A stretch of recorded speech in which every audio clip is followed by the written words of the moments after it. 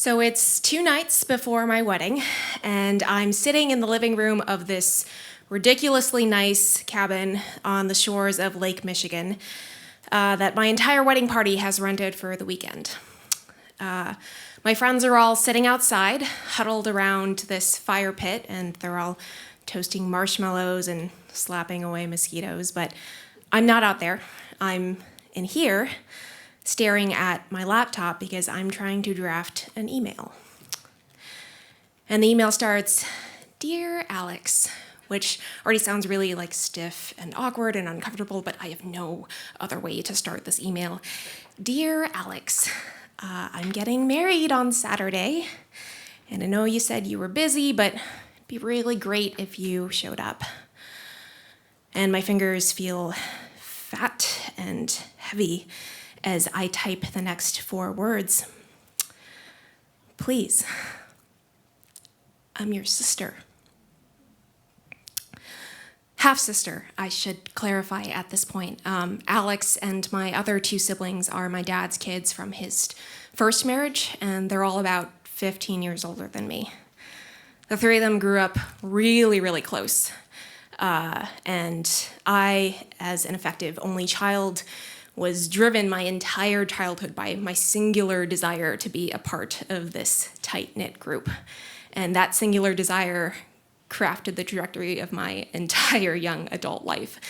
Every time I saw them, I copied everything they did, the books they liked, the movies they liked. I pretended I liked pineapple on my pizza until I was 12. That shit's gross.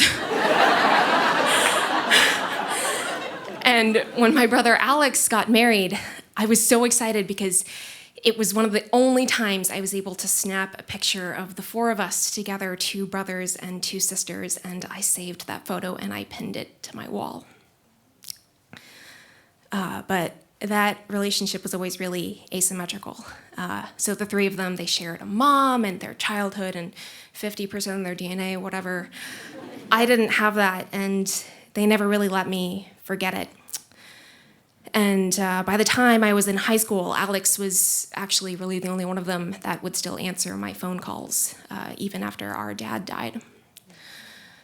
But I never really let go of that hope. And a couple years ago when I got engaged, one of the first things I thought about was, I just want my big brother at my wedding the same way I was at his. So I call Alex and I tell him that he means something to me and I want him there. And we end up talking for like an hour. I think it's the longest conversation he and I have ever had. And he tells me about his childhood and stuff about our dad that I never knew. And at the end of all of this, he promises me that he is going to do everything he can to be there on my wedding day. And as soon as I hang up the phone, I call my partner and I tell him, I really think he's going to be there. I can't wait for you to meet my big brother. And a few weeks later, I get a text. And it says, "Hey, kiddo, things are looking pretty busy and I don't think I'm going to make it, but I'll let you know if anything changes."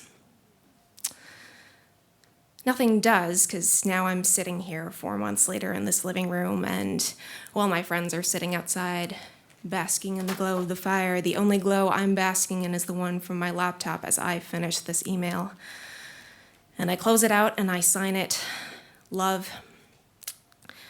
But I don't hit send.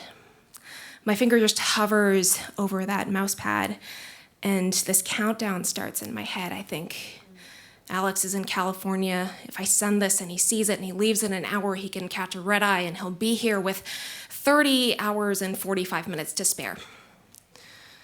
I wait a minute and suddenly it's 30 hours, 44 minutes to spare, 30 hours, 43 minutes to spare, and I still cannot push that goddamn button.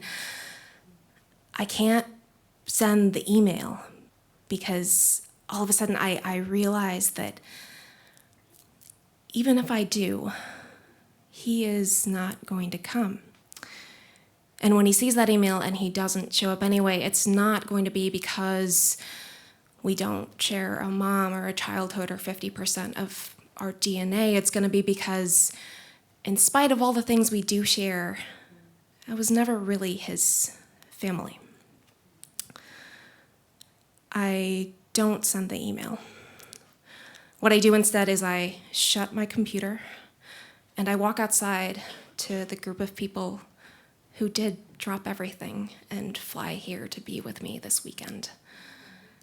And I sit down and someone hands me a drink, and the fire has already started to die down, but I still feel how warm the air around me is. And there's really no one in this circle of people that shares parents or a childhood or even all that much of their DNA, relatively speaking. But sitting there in this of the 9 people I love most in the world, it's not so hard anymore to feel lucky for the family that I already have. Thank you.